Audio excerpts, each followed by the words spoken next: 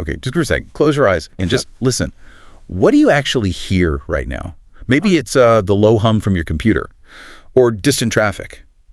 Maybe a TV in another room. Okay, hold that thought. Now imagine that sound, whatever it is, not just being there, but getting louder, constant, relentless, that subtle hum just escalating into this overwhelming clamor. It really is the backdrop to our lives now, isn't it? This constant presence of sound, often unwanted sound, that honestly many of us barely even register consciously anymore, but it is there, and increasingly it's being recognized for what it is, not just annoying, but noise pollution.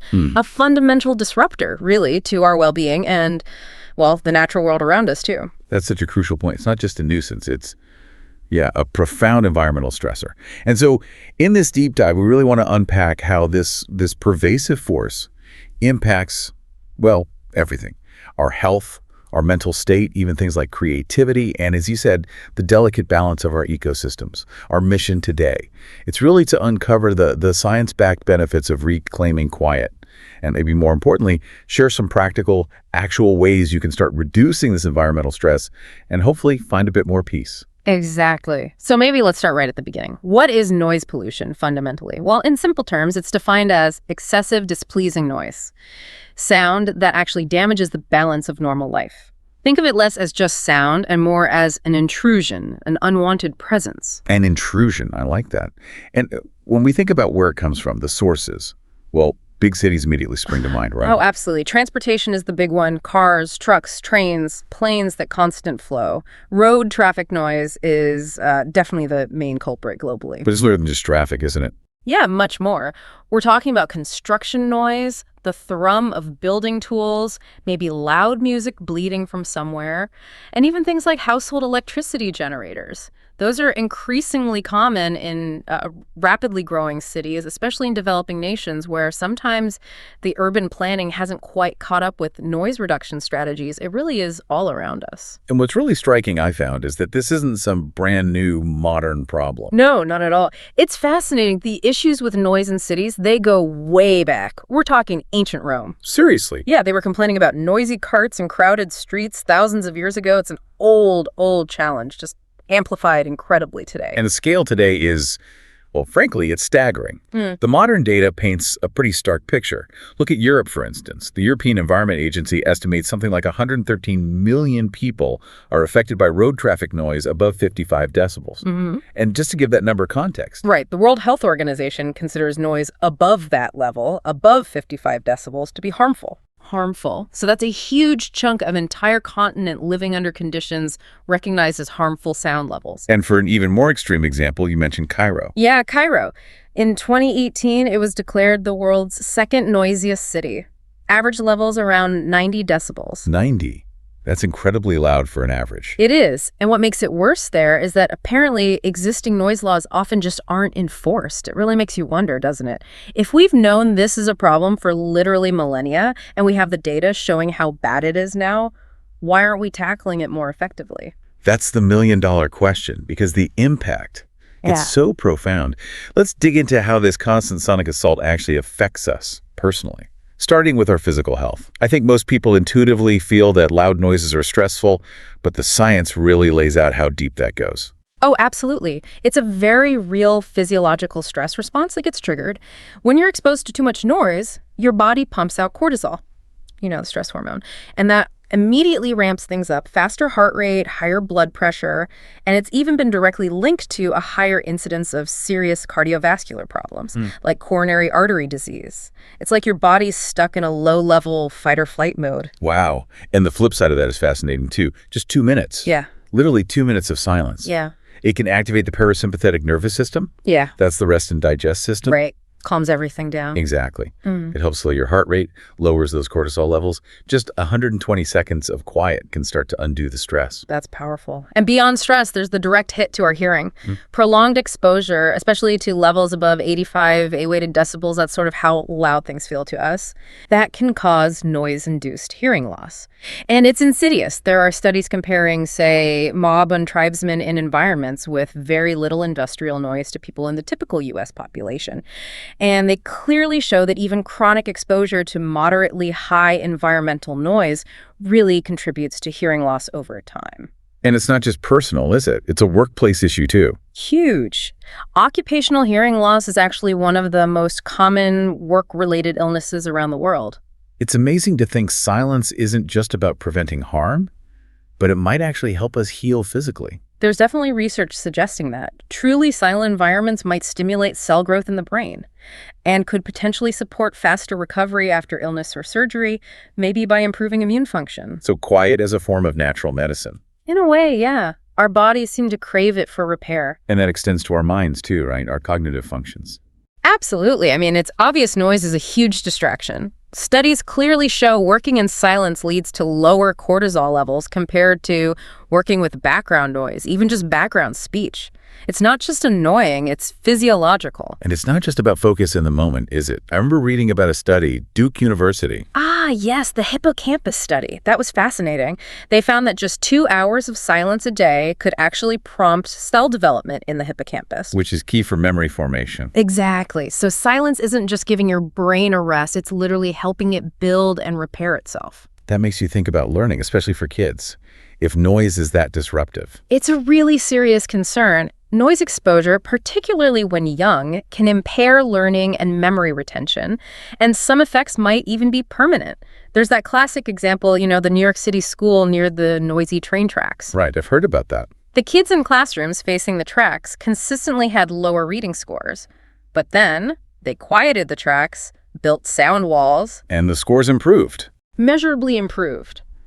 It just highlights how vulnerable children are to this invisible pollutant. And then there's sleep.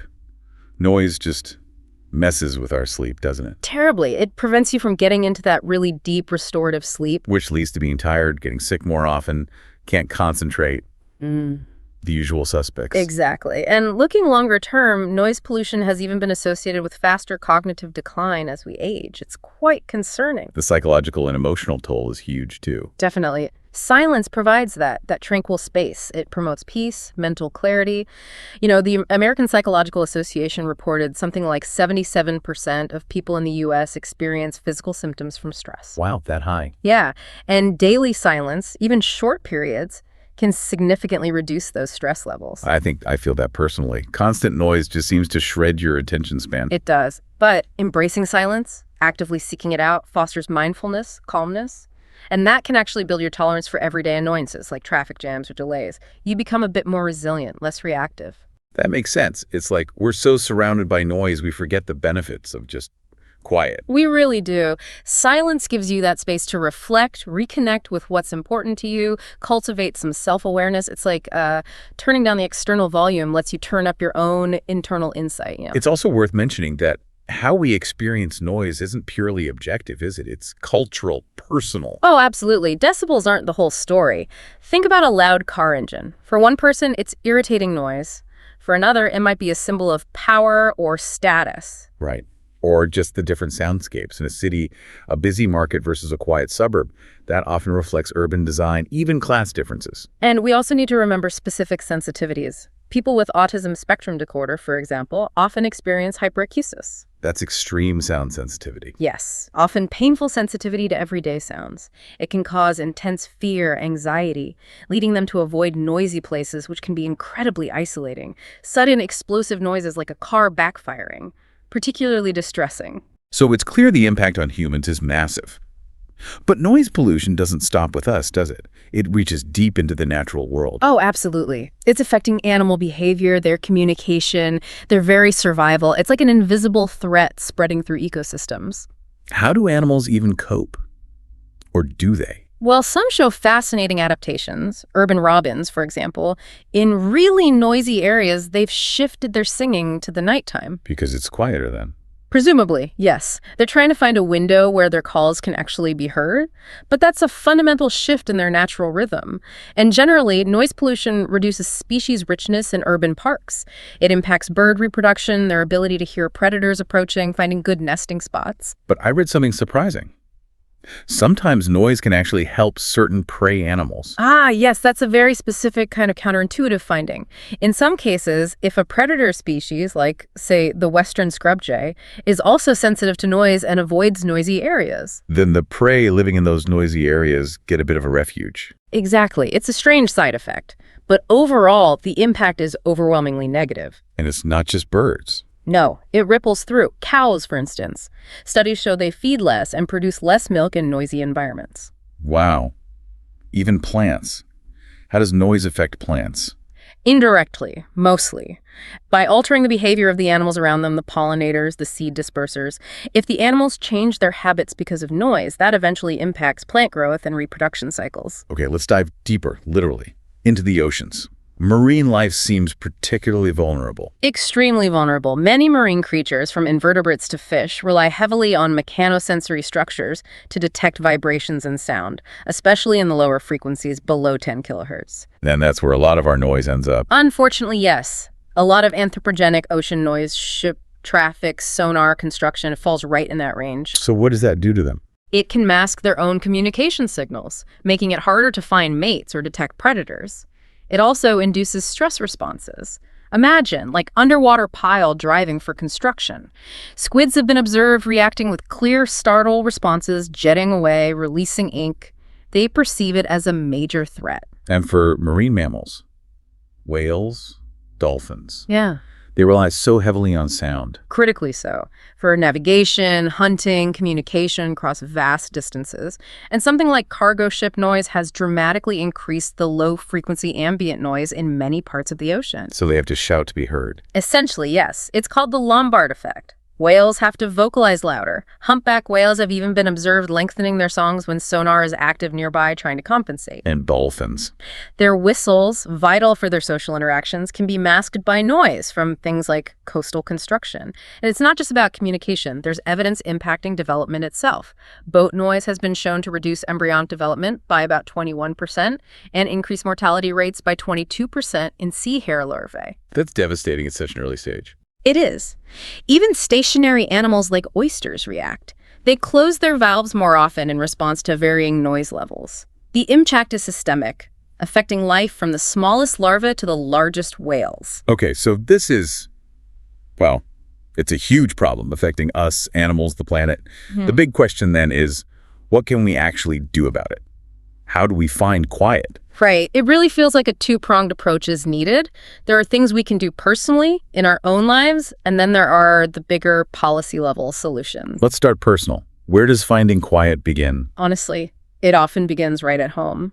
A really simple step, often overlooked, is just turning off electrical devices you're not using. Like chargers, TVs on standby. Exactly. They might seem silent, but many create a low-level hum, this constant background noise you might not even consciously register, but it adds up. Okay, that's simple enough. What else? A good rule of thumb for your home environment. If you find you have to raise your voice to talk comfortably with someone just across the room. Then something's too loud. Precisely. That's your cue to figure out the source and see if you can control it. And being mindful about your own sound, playing music. Keep it for yourself within your space. Don't let it bleed out unnecessarily. What about blocking outside noise? Can landscaping help? It can, yeah. Planting tall, dense shrubs or trees around your property can act as a natural sound barrier, absorbing some of that external noise. And inside the house. Soft furnishings are key. Hanging heavy curtains, blankets, or even just fabric tapestries on walls. Using rugs or carpets on hard floors, these materials absorb sound waves, stop them from bouncing around and amplifying. It can make a huge difference to the acoustics. And thinking about noise we create outside the home. Commuting. That's a big one.